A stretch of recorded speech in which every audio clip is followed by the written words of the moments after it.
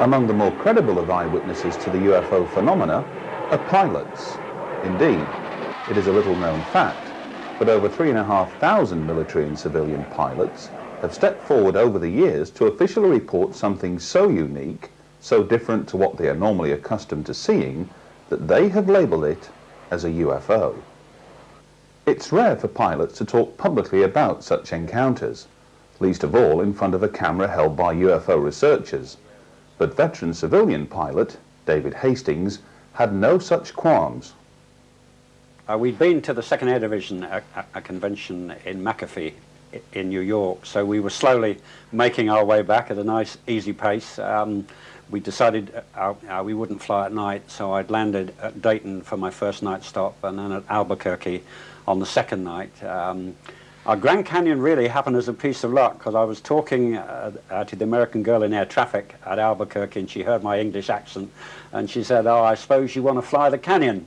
And I said, "Well, yes, I would like to do that." So she advised us then that I should fly the canyon first and then land at Grand Canyon for fuel, because if I went the other way round and landed at Grand Canyon and asked to fly the canyon, I would possibly be told no. So yes, we had a look at the at the Grand Canyon itself. But the incident happened. I'd refueled at Grand Canyon Airport. I was just back up to my assigned height of 10,500 feet on the airway on Victor 12, and we passed over Lake Mead, and I suppose we're about 70, 80 miles short of the Mojave Desert when it happened.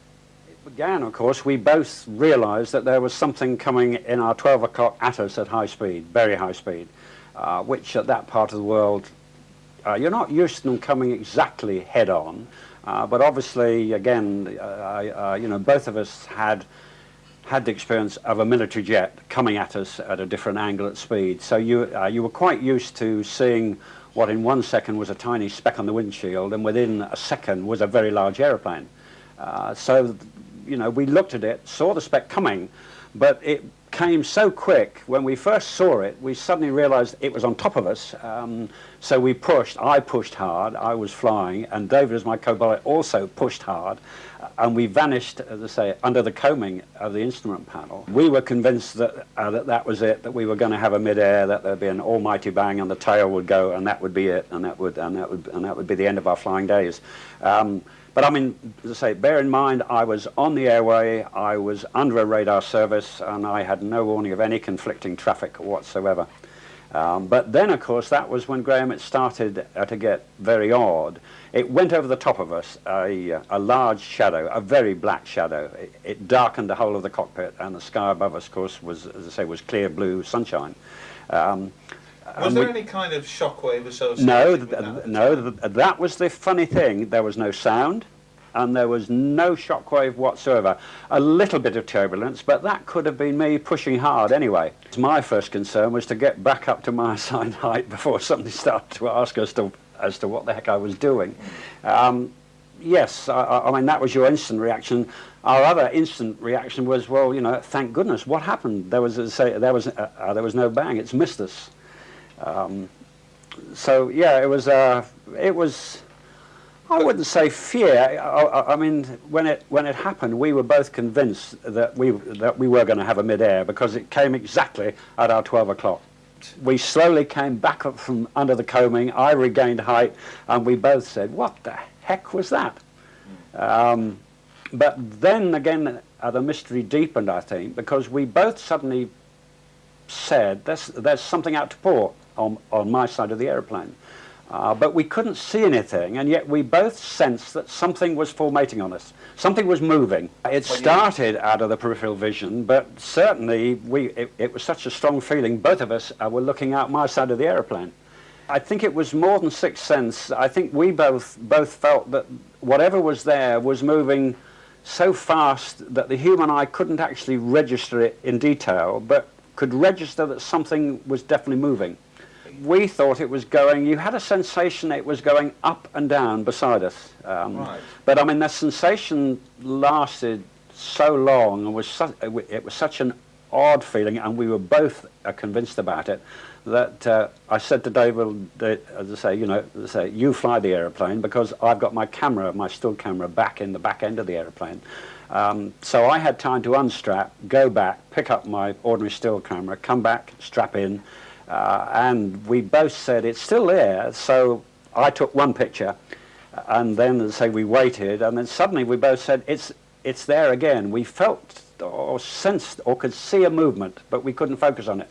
So I took a second picture, and I suppose that whole incident must have lasted for 4 minutes, I suppose. That was, so it was one of a 36 exposure film, of which we'd slowly taken. Most of the shots on that film were of the canyon. Obviously, it had been sightseeing shots. The first one had nothing on it, and it was the second picture. I think the reason why we definitely took two was because we felt, because we felt there was something interesting happening, we wanted to have at least a second or a third shot. Maybe I should have taken 3, 4, 5, 6.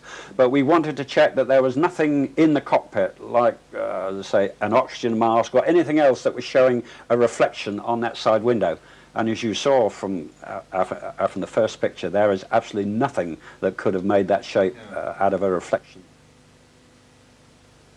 About 3 days later, we went to a party at the US Naval Base at Treasure Island, and I took the photographs, as I say, there, and the US Navy officer asked if he could keep them for 3 days, and I said yes, as long as I can definitely have them back before I go back to the UK. Would this be a senior Navy officer? Can you I think he was a I think he was a lieutenant. So no, he wasn't. He possibly wasn't.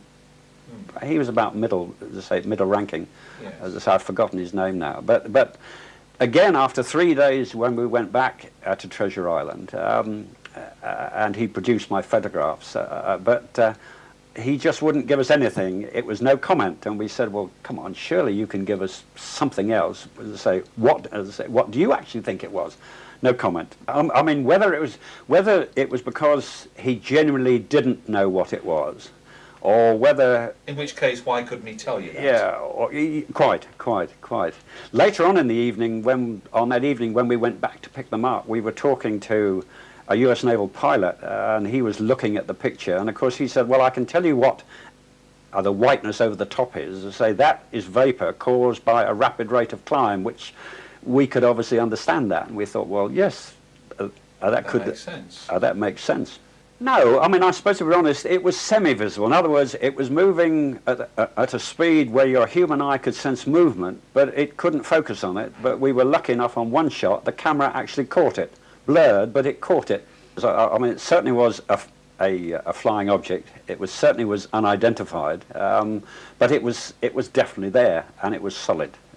But the rest of it remains a mystery. Although as pilots, I suppose, as I say, one accepts that yes, there are UFOs, and I think our picture proved it. I think certainly. I mean, of all the, and on that trip back, we were making a widescreen story, but I mean, and that picture actually features in it. But nobody has ever queried it, and I think mainly because you can say, well, I have the picture, so I know what I saw. I prove what I saw. I can prove it. Here is the photograph. But it still remains a mystery. Nobody has ever explained to us as to why there was no sound, why there was no airflow or turbulence, and why we couldn't actually focus on it, why it didn't come and hover beside us and stay stock still, so we could actually see it in detail. Nobody's ever explained that. tourist groom at all. Although some of your pictures and the analysis is intriguing, I think, of that photograph.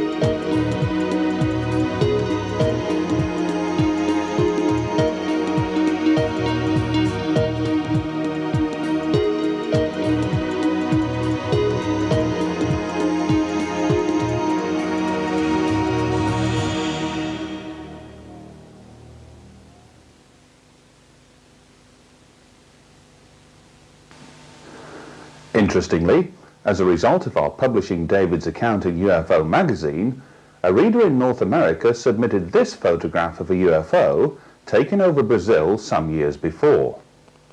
Compare the two. There is a striking resemblance. Is it just possible that the Mojave UFO and that photographed over Brazil may be one and the same? If debunkers are to be believed, all eyewitnesses to purported UFO activity are to be dismissed. No matter that pilots are skilled professional observers, no matter that over 3,500 pilots fail to sight Venus, conventional aircraft light seen under unusual atmospheric conditions, space debris, or other exotic causes. When one considers that only 10% of ordinary members of the public who think that they have actually seen a UFO take the time and effort to report their sighting officially, would the same percentage figure apply to professional pilots? We think not. Hence, to accumulate over 3,500 official UFO and pilot encounters, a figure incidentally first reported back in 1990, should be seen for what it truly is, a staggering body of evidence that few can ignore, unless, of course, you happen to be a debunker. It is late evening, and away in the distance, mysterious lights in the sky attract your attention. From afar, they look at odds with your surroundings, but as you zoom in for a closer look, and the lights steer ever closer, the mystery is soon resolved. Aircraft navigational lights, particularly those seen from the ground and at distance, can often lead some into mistakenly interpreting them as a UFO. The sky at night is often littered with aircraft and, coupled with chance observations of passing overhead satellites, it is little wonder that inexperienced observers on the ground below are often confused. Sky watches, however, can assist in educating people to the busy environment above. But what should one take on a sky watch? How best to prepare? Here, Russell Callahan teams with Graham Birdsall, editor of UFO magazine, to provide a few handy tips. Sky watches can be great fun, so here's some practical guidelines to get the maximum enjoyment of what can be a pretty cold night out looking at the stars, and we hope other things as well. We're here on Otley Shevin, just outside of Ilkley. Although we have some light pollution in the area, we've not travelled many miles to give ourselves a fantastic view from horizon to horizon. Of course, it helps for those who are not used to sky watches to know exactly where the best place is to park your vehicle. Oh, and please try to avoid parking your vehicle by busy roads, especially at night. Those country lanes can be pretty hazardous. So if you can't find a public spot to park your vehicle and you're looking at some private land, do get permission from the landowner or a farmer. As long as you do that, you shouldn't have too many problems. The last thing you need is an embattled farmer coming along and ushering you off in the middle of the night. Sound travels a great distance at night. The last thing householders or farmers want at 2, 3 o'clock in the morning is to hear the sound of a car radio blaring away. It can travel for miles. So please, keep noise to an absolute minimum. Another piece of safety information: don't wander off at night. It's important that you do not do that, simply because there are lots of hazards out in those fields. It's pitch black, you could fall over, sprain an ankle, and you've got problems. There are lots of essential items that you need to bring with you on a skywatch. One of those, most importantly of all, especially these days, is a mobile phone. But when you pitch your skywatch, at least make sure that you've got a good signal. It's pointless finding an ideal spot only to discover that your mobile doesn't work. Typical route map, even an A to Z. You don't have to travel many miles outside of a city's or a town's lights to get away from the pollution to find an ideal spot for a skywatch. So do take along a route map, especially handy if you're in an area that you're not too familiar with and you might get lost. Other things to take on board, well, a pair of binoculars. 10 by 50 binoculars, just as good and a heck of a lot less expensive than some of the larger astronomical telescopes. These I've had for the best part of 15 years. They've stood me in good stead and they're ideal, especially at night. Another piece of essential equipment, a torch. Ideally, take 2 torches with you. If you have to go wandering off, especially to spend a penny, take the torch with you. The last thing you want to have to happen is for that torch to go down, simply because you forgot to charge the batteries. Have some spare batteries handy just in case. If you're bringing along a camera, keep it in a camera case, especially if it starts to chuck it down late at night. I always like to bring along these. They're night vision binoculars. Now they're particularly good for looking at objects way up in the sky at distance, picking out strobe lights, navigation lights from what look curious lights in the sky at first, but through these you can pick out the strobes very, very easily. Indeed, we've had helicopters, police helicopters, flying over our region with the lights out, obviously monitoring somebody on the ground below. But when you put the night vision scopes on them, you can actually see the crew of the helicopter reflected by their instrument panels on board through night vision. They're expensive, but some of the handheld night vision sets that you can get these days are less than £200. It's always important when you're going on a skywatch to prepare for the elements, i.e. the weather. It can turn pretty treacherous at night. Tonight's not too bad. Temperatures hovering around about the mid-40s, but it's always nice to bring along something hot to drink. Have plenty of chocolate bars, especially if you're intending to stay out until the early hours. And one final piece of advice, I always recommend that youngsters do not come along on a skywatch. Those round about 15 or 16, fine, that's handy, but if you're here to look at the night sky, to check out the stars, check out satellites, check out, we hope, something odd, something unusual, the last thing you need is to turn around and a 4 or 5 year old or a 10-year-old is no longer there to be seen. So that's very, very important. But wherever you go for your skywatch, enjoy yourselves. That's the whole point of this exercise. Do take on board some of those guidelines and tips. Safety is absolutely paramount.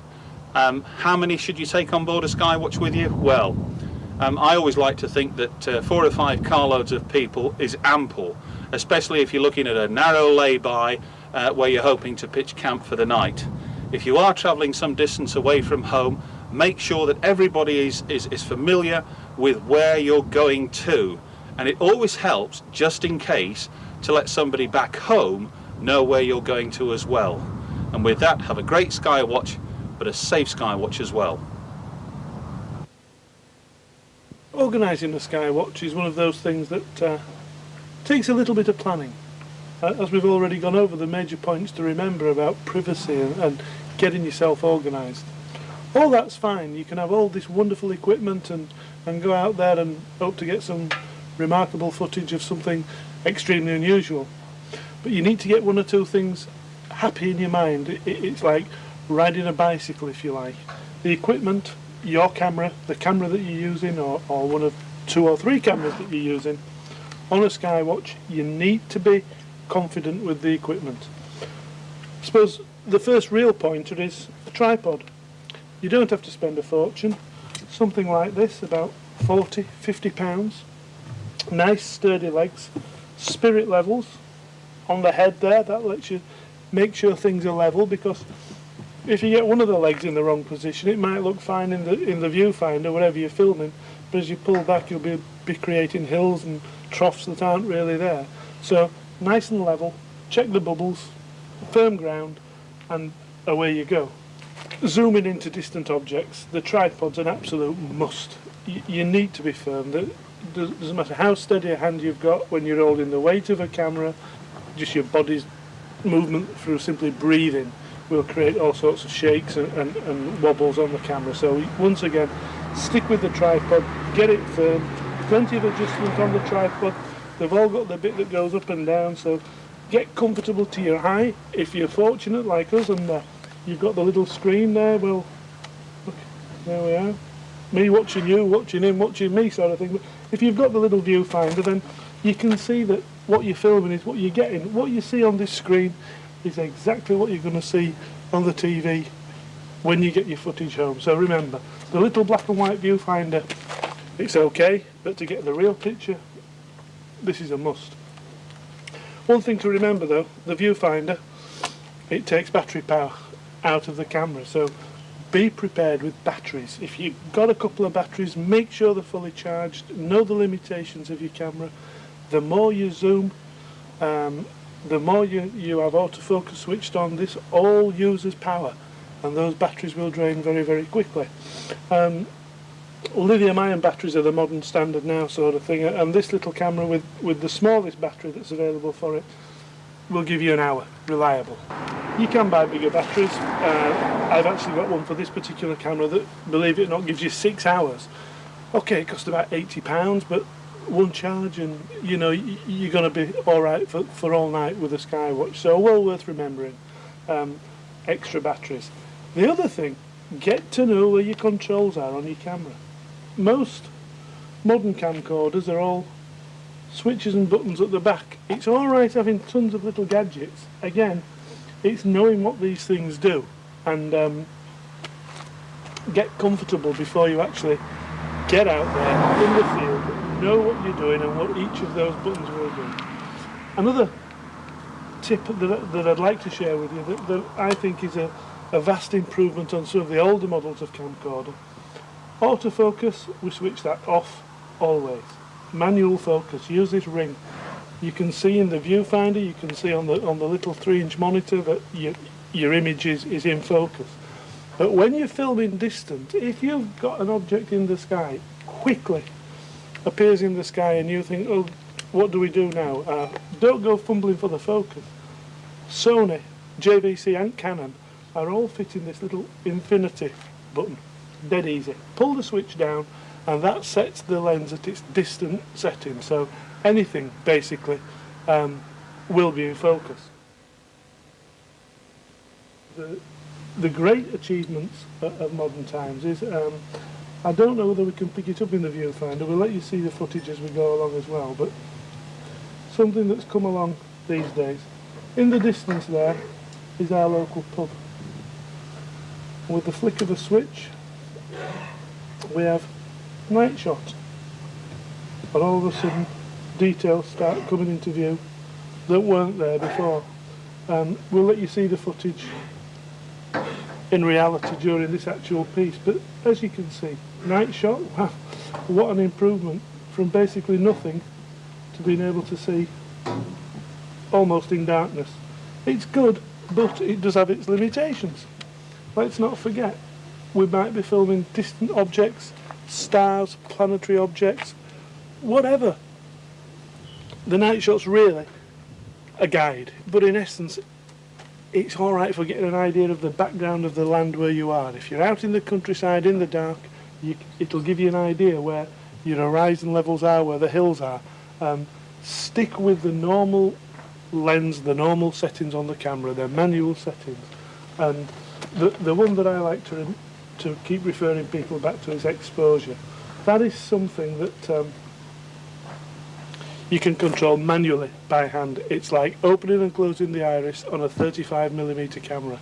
The wider the iris, the more light. The problem is, on a dark picture, on a dark night, the camera's automatic settings open wide and let every bit of light into the camera that's there.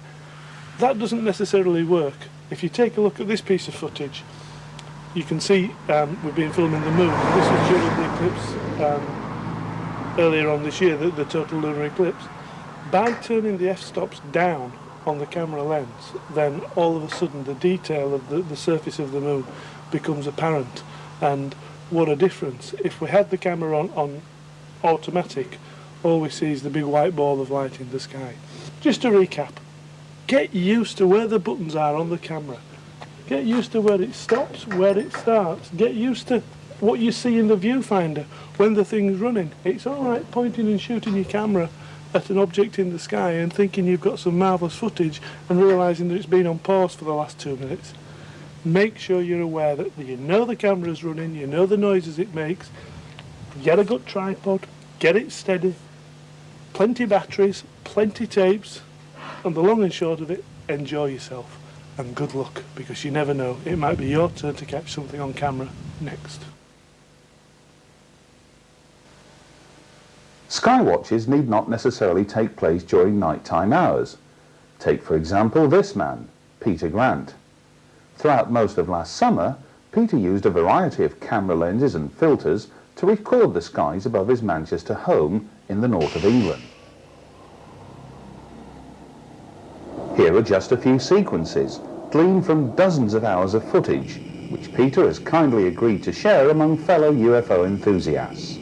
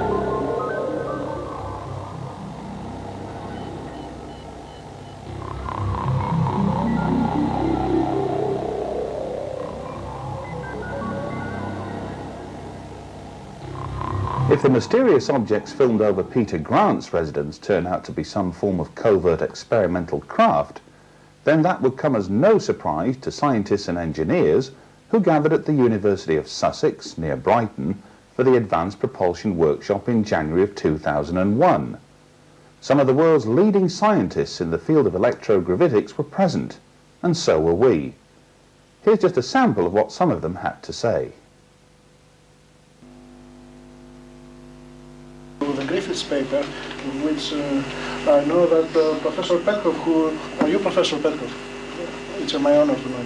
Well, in this, in a second paper by Professor Petkov concerning the Griffiths, he states that it takes some 10 to the minus 15 of the meter to be the dipole in order to be effective in lifting.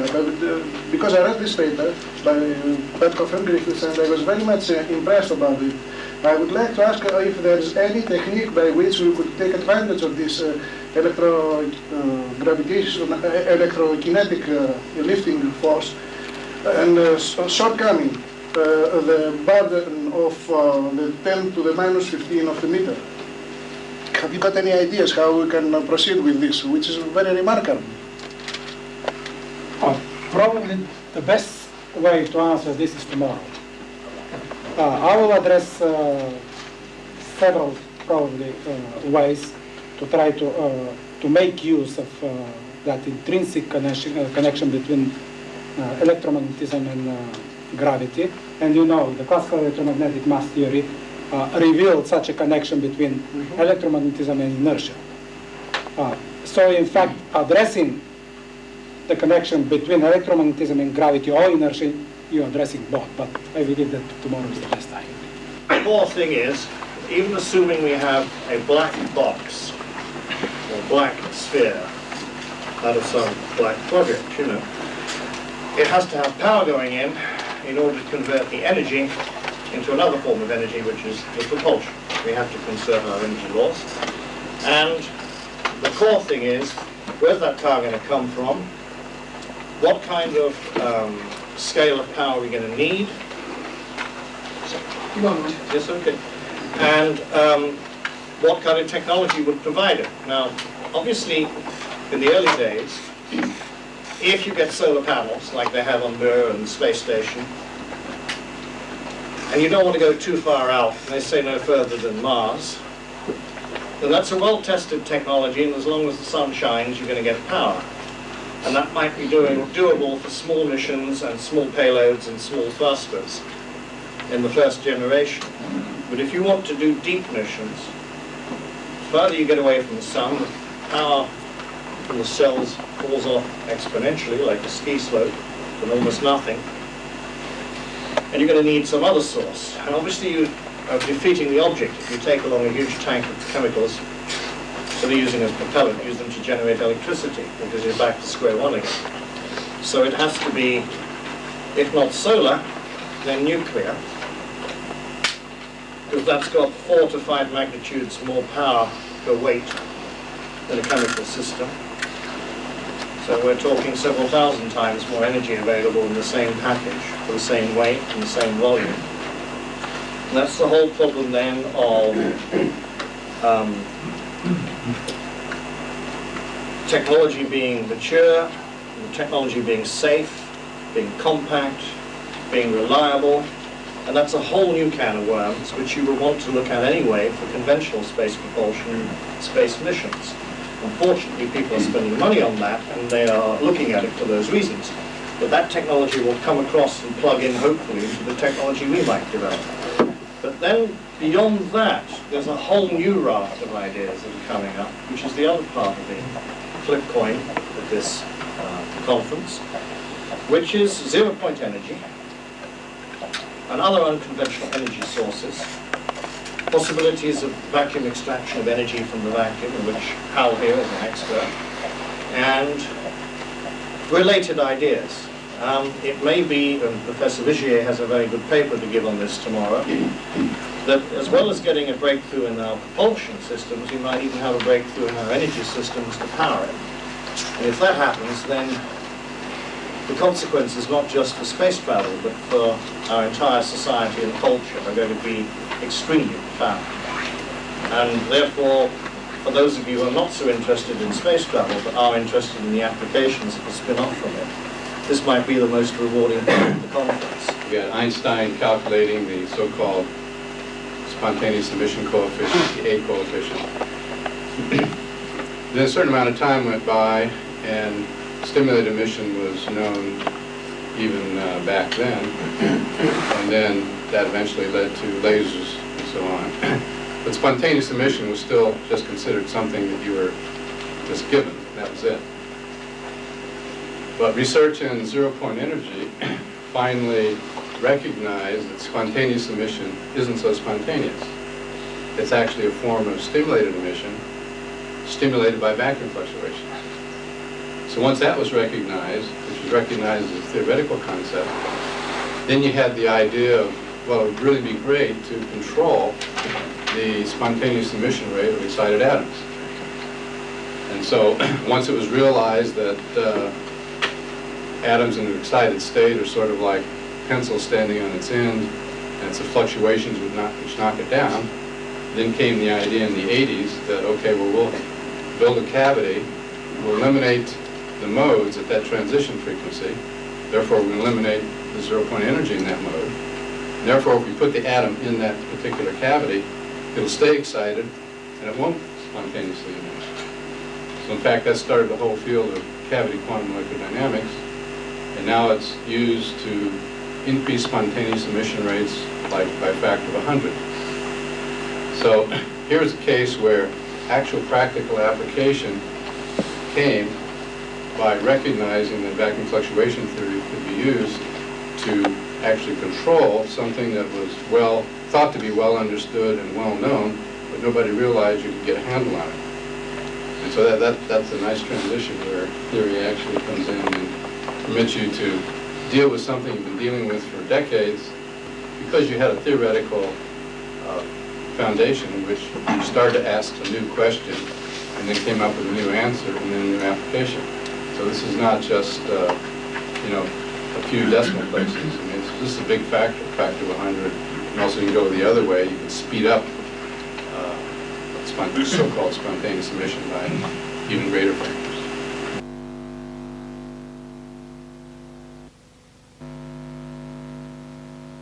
Back in March this year, we attended the 10th International UFO Congress and Film Convention, staged over 7 days in the casino resort of Laughlin, Nevada.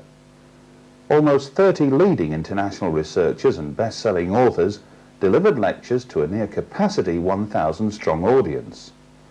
Throughout the week, Congress delegates enjoyed special functions, such as the cocktail evening and the Grand Gala dinner, at which the EV Awards are presented to some of the year's top UFO film and video productions. Elsewhere, enthusiasts and the general public alike can often be found browsing through a wide variety of UFO and alien-related merchandise in the vendor's room. It was here that we managed to grab a few words with Ron Russell, one of America's leading experts on crop circles and a frequent visitor to England during the summer months. We began by asking what Ron thought of Colin Andrews' assertion, much publicised last year, that the vast majority of crop circles are nothing more than hoaxes. Yes, it's disturbing because people have done very poor research in this area. When I first started going to the crop circles, I figured that most of them were man-made. I found evidence that they were, and I just went about my business because I thought they were marvelous places. I think the problem comes in when you say a figure, of a certain figure, 80%, 20%. That's not provable, and it's just a guess. A lot of formations, from my experience, are man-made, but they fall into different categories. There are hoaxes. Forget about it. There's nothing happening. They're made for deception. But some are spiritual machines or hermetic devices or magical temples. And they are made with higher intention, not a deception. So they can't be called hoaxes. We have to, as a community of researchers, come up with an understanding that there are many levels of man-made phenomena, just as there are many levels of beyond human phenomena. Could be ET, could be time travelers, could be astral beings from another dimension, could be fairy spirits and elementals. And I think it's all of the above. Some of the human-made formations have great power. A power to heal people, far beyond psychosomatic effect and placebo effect.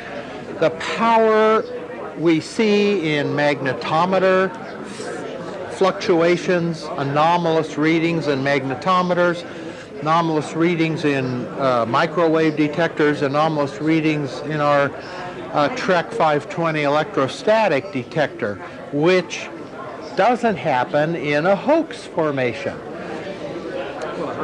There's another further piece of good evidence. Some of the human circle makers I've talked to do this for contact. They like the juju that they get in the middle of the night. I have gone out with them and watched. I don't make crop circles, but I watched them, and while I didn't see anything that particular night, they report that this indeed is really quite a puzzling part of their work. The magic is real. It is there. We've heard before if there's only one real one, but there are many more than that. And I'm not going to get into percentages. That's where Colin fell down, because he put a number on it, and you can't do that. You just don't know. And his estimation was confined really to England. I mean, we have 4 formations in North Dakota here in America, and Minnesota and Wisconsin, and these are in fields with no tram lines, with no access points, and photos have been taken where they're, how could that be? So there is a real phenomena, but I would encourage people to not throw the baby out with the bathwater. Even in human facilitated formations, the magic is there. Contact opportunities are there. Balls of light and ships are seen by people in those formations. They go into a human facilitated formation and have healing and have epiphany and meet their guardian angel. And so let's get serious here. We have a great opportunity to learn about ourselves, to learn about the nature of illusion and deception at the edge of reality or assumed reality. And I think it's time for us to grow up, embrace the whole phenomena. Some are magical devices, some are trashy hoaxes, some come from beyond. That's the way I see it. Another interesting speaker to attend Congress was Bruce Stephen Holmes, co-author of a new book entitled Incident at Fort Benning. Bruce's co-author and principal character in the book, John Vasquez, was the subject of a filmed interview we conducted in Laughlin some 4 years ago. Until then, few had heard of John Vasquez, let alone his incredible story. Later, we will show a brief segment of our interview with John, but for now, let us hear Bruce Stephen Holmes describe how he first chanced upon John and what led him to take more than a passing interest in his remarkable story. And basically, the book is about a very interesting situation that occurred in September 1st of 1977. And it was at Fort Benning, Georgia, where John was stationed as a recruit. And actually, he was a volunteer. He wasn't really a recruit, but I use the word recruit. And when he first arrived at Fort Benning, He was in formation for the welcoming speech with the captain, and at the same time there were about 1,300 troops all on this formation. And as they were standing there waiting for the welcoming speech, what occurred was something really dramatic. There were some lights shining and flashing down at one end. They were in formation with Alpha Company first, then Bravo, then Charlie, and then finally Delta. John was in the Delta division. He looked down, and they were supposed to be facing forward in the attention, but people started running. And he began to watch the lights coming forward over Alpha.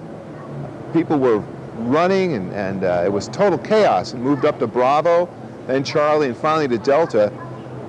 Obviously what was happening was really strange. John began to notice that the people who weren't running seemed to be frozen or asleep in formation, and he looked over at the captain. The captain who was about to give the speech was fast asleep, and the last thing John remembers is that he must have lost consciousness, because the next thing he knows is he was looking at his feet. One of the most amazing events that I've ever heard of. Namely that 1,300 troops were, or possibly 1,300 troops, were abducted on a UFO on this particular day. That's the first chapter of the book. The book goes through about 2 or 3, maybe 4 other major events that occurred during this 2-week period, and finally culminates at the end with an actual combat maneuver between the troops and a UFO. When I first met John and he told me the story, my first question, and I guess I wasn't really listening to him, was what did everybody think about after it happened? Well, in actuality, while this event occurred in 1977, John's recollection of it started in April of 1989 when he began having nightmares. Quite through some synchronicity, I had a chance to speak with a gentleman who was at Fort Benning in September of 1977 and said to me, "I have no knowledge of this event." And I said, "Well, it was in September." And he said, "September?" And he said to me, he said, "You know, I don't remember anything about September." And I said, "Well, that seems normal to me, because after all, how many people can remember a particular month?" But as we talked, he became more and more agitated, until finally we had to stop talking, because he was actually becoming almost on the verge of violence over this idea that he couldn't remember September.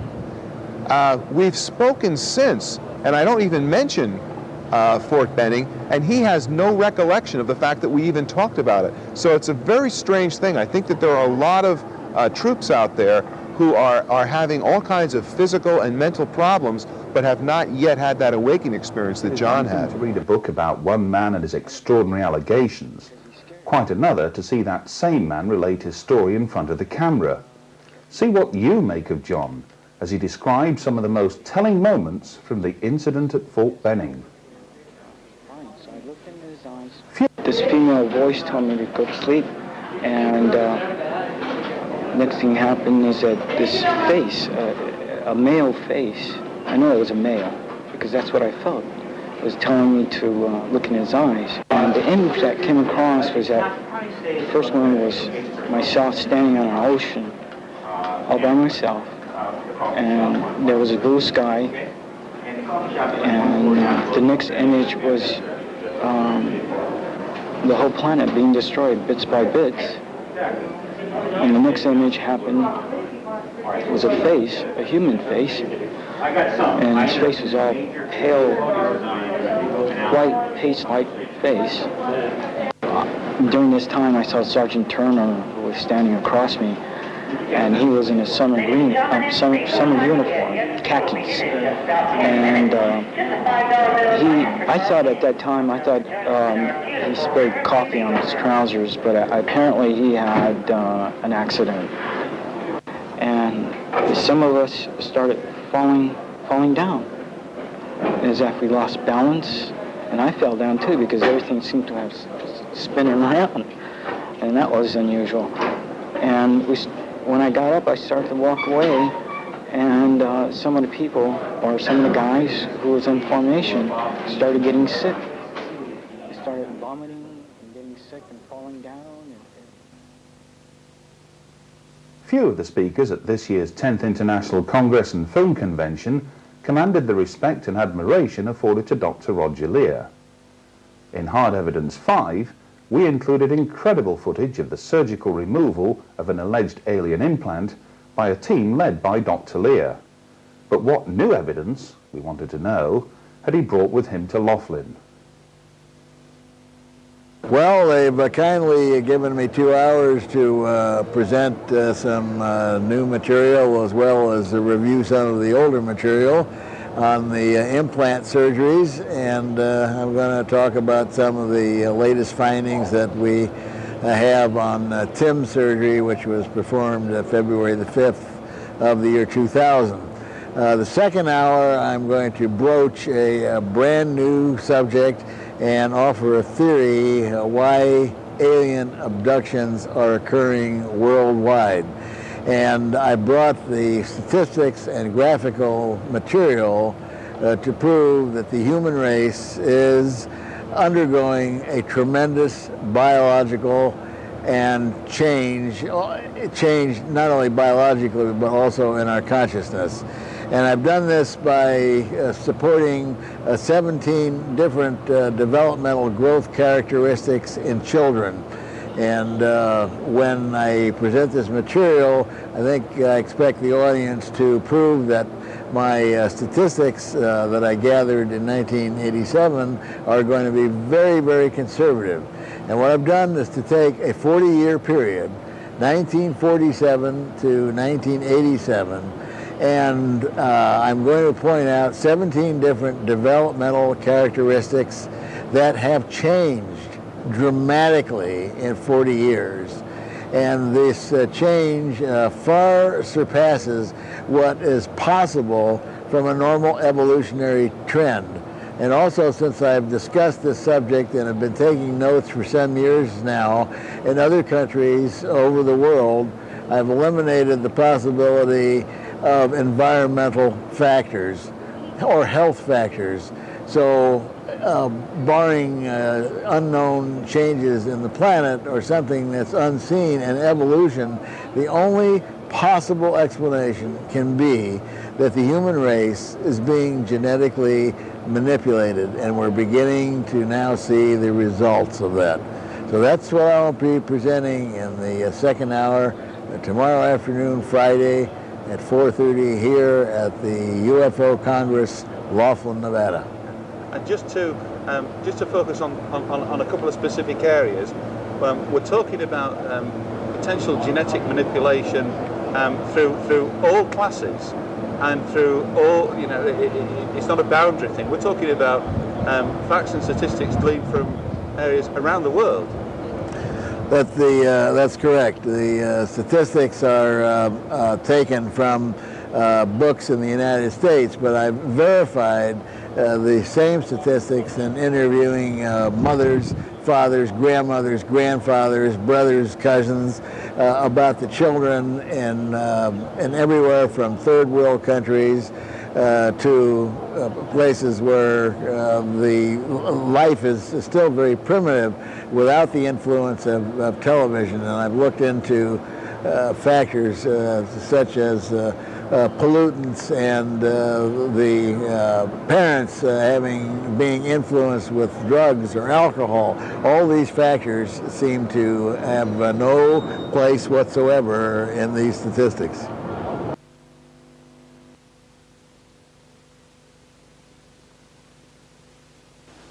During our visit to Laughlin, we came across one individual, a scientist by profession who prefers anonymity at this present time, who handed over several videotapes after a private viewing. Little is known about the anomalous activity you're about to see, except that it was recorded in the utmost secrecy.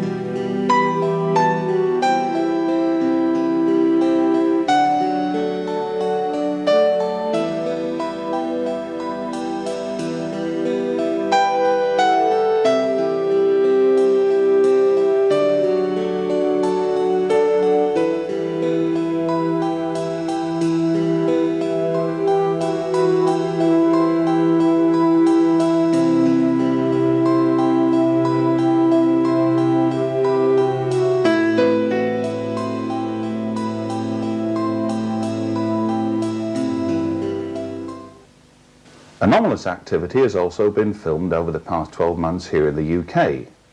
Here are just a few brief examples. Get it on side. Where is it? I can't get it.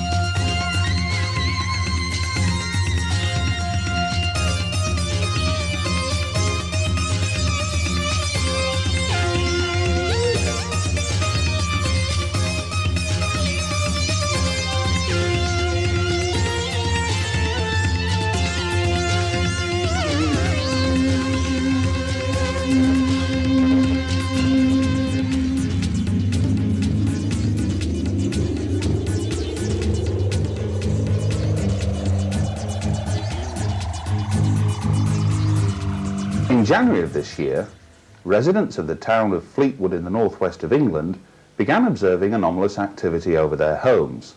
We travelled to the town to discover for ourselves just exactly what was going on. The first time I saw them was on the 20th of January, and they were right above that bungalow there.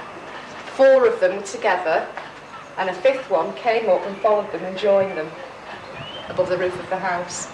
They just sat there and didn't move, and there were these enormous orange globes.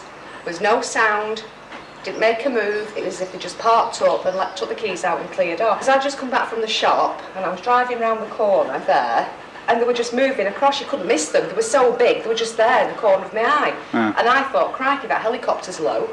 And then I realised it wasn't a helicopter because the 5th light was independent of the other 4 and came up and joined the other 4. And they all just sat together.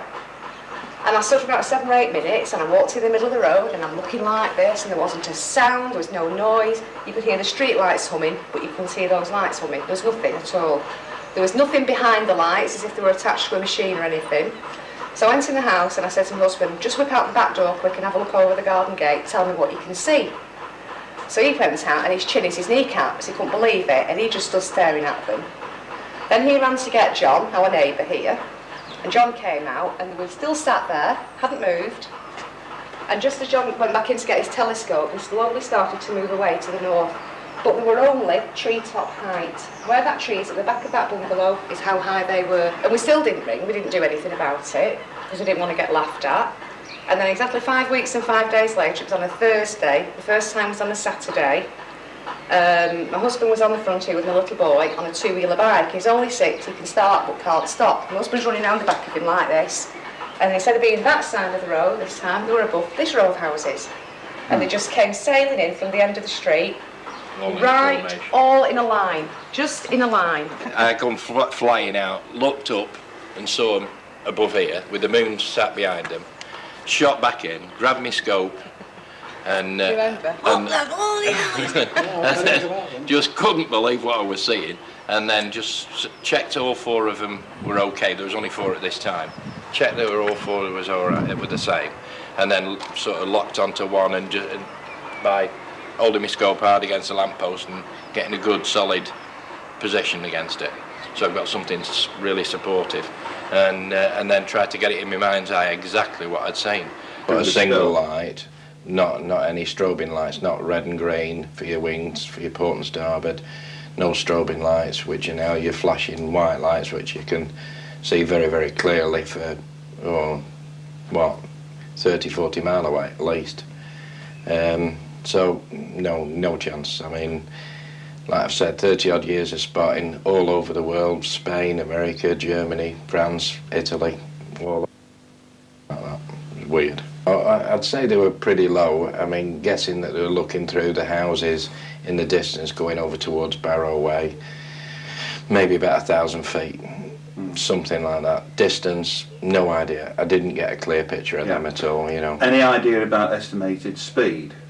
No, only that they were moving away, and again, they were, about the time I got my scope on them, to be really honest, I had just no idea. I mean, they could have been going slowly, they could have been going a bit quicker, I just don't know. But they were there for a fair bit of time, so I'd hazard a guess they were reasonably slow. Out I went, and these things were just right over the top of the house, and they were just unbelievable. And I mean, we've said about aircraft and everything else, no way. I mean, they weren't hot air balloons or anything. My very first, and I'll be honest, my very first instinct was hot air balloon, as I first got a look through the scope at it. But then I started checking all 5, there were 5 of them. I think there are 5 now, again my memory started going. But they were, I checked all a lot, I checked in each individual one, and then I checked one in particular, and they all looked the same. They all were like a big cylinder, white cylinder, like a parachute type material, as you might say. The moon was set behind, so it was showing through this material, as you might call it.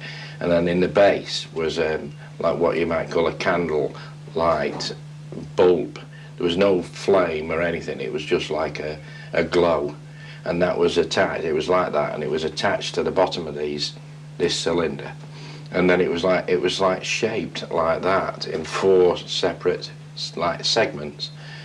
Open at the top, open at the bottom. So there was that ruled out the hot air balloon theory straight out the window.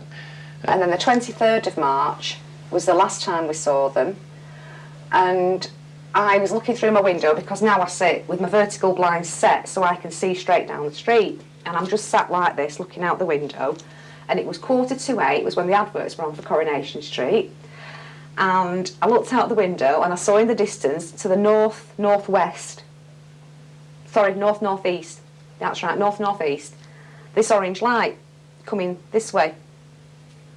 And I called my husband Danny and I said, just have a look at that, is it a plane or is it one of them? And he looked and he said, no, it's a plane, definitely. And I said, well, it's orange and it's not strobing.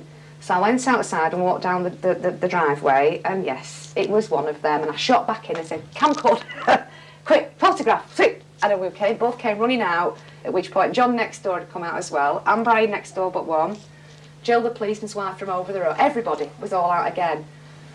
I managed to get them on camera, take photographs of them, and my husband got the video, and he filmed them all. We don't know what it was, we hadn't a clue what it was, but then they just sort of pulsated, strobed, popped and disappeared. What do you think it might have been that you filmed? I'm not quite sure. As you said before, I'd missed the previous occasion, and because they weren't, even though they were quite impressive, they weren't as close as last time, I didn't feel that nervous, and that's why I managed to keep a straight hand. But to tell you the truth, to know what they were, I haven't got a clue. I mean, we have helicopters around here. The odd one goes out because we're so close to the coast here, and people get in trouble. So we know what helicopter sounds like and looks like, and we get plenty of aircraft crossing over. But what this was extraordinary. That's why everyone came out on the street to see what they were, because they were going so slowly, these big orange balls, that people had never seen them before in their life, and they'd like to know what it was. People we've met have around here have seen the lights. It's something very common, but it's just this little nick, this little area, which is strange. Oh, the battery's always on charge now. Well, it's definitely not helicopters. It's definitely not a mechanical plane. I don't know of any other kind of plane that we make down here that doesn't make a noise. They weren't balloons, because balloons can't take up formation. Whatever it was under some kind of control to be able to take up formation like they did and just stop in the sky and not move and then just set off again willy-nilly. You know, they were under some kind of control. Wasn't balloons, wasn't a helicopter, I don't know what it was. But what I think it was is not of this earth.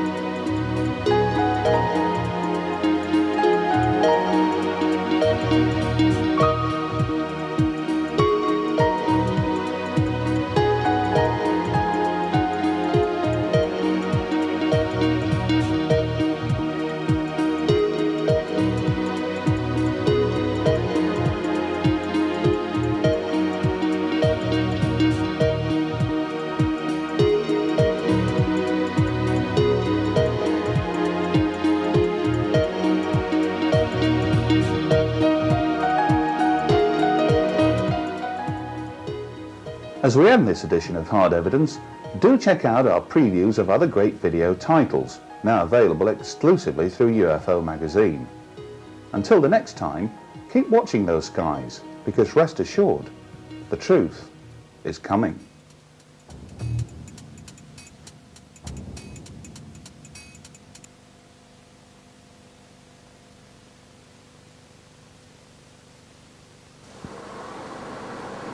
There's a slow-moving object up here, Al. White object in the sky. What? It's like a small star moving across the sky. It's very small. See it up there? I don't know if I can get in focus there. I'm going to pan back. There's two of them. Where? There's two. There's one of them. Oh, there is. There's one behind. 3, 4, 5. They're all in. Oh my God! There's loads of them. They've just. I've got them on tape. Disappearing in the aren't they? There's one ahead. There's one ahead of all the others. See them there, and there's one up there. Oh, they're on the line. They're like a formation. Yeah, there's two together up there. Look. Oh my God! I've got to. There's loads of them. I hope I get them on tape. I hope I can get these.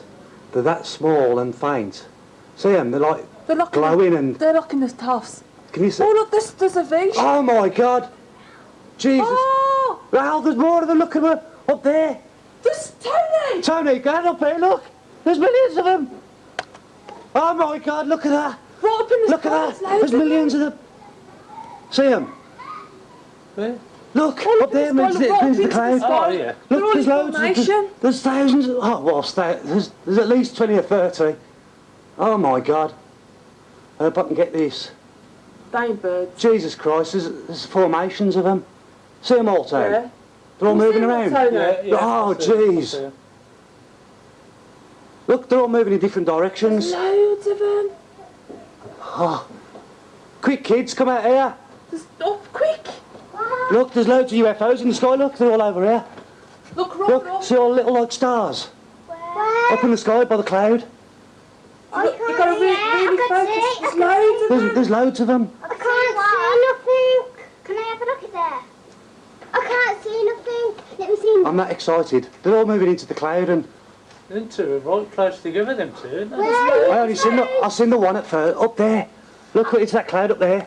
Look, see them all. See nothing. Look carefully. Look, see all the like little stars going into the cloud. Yeah, I can see some. No, I can't see nothing. Oh. Dad, let me have a look in there. What about Richard? Where is he? Rich? Oh no. Richard?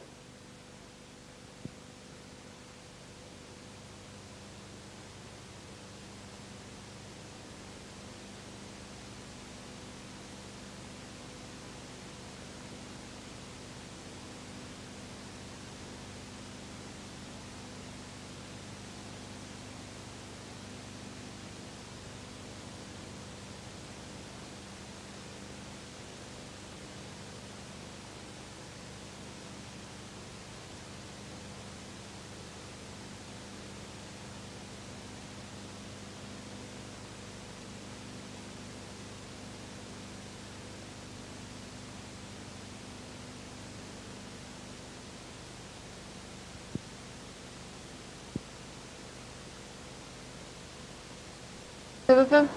Where? There's two. There's one. Oh, there is. There's one behind. 3, 4, 5. They're all in. Oh my God! There's loads of them. They've just. I've got them on tape. Disappearing in the aren't they? There's one ahead. There's one ahead of all the others. See them there, and there's one up there. Oh, they're on the line. They're like a formation. Yeah, there's two together up there, look. Oh my God, I've got to... There's loads of them. I hope I get them on tape. I hope I can get these. They're that small and faint. See them? They're like glowing and... They're looking at toffs. Can you see? Oh, look, there's a V. Oh my God. Jesus. Oh! Al, there's more of them. Look at them up there. There's Tony. Tony, go up here, look. There's millions of them.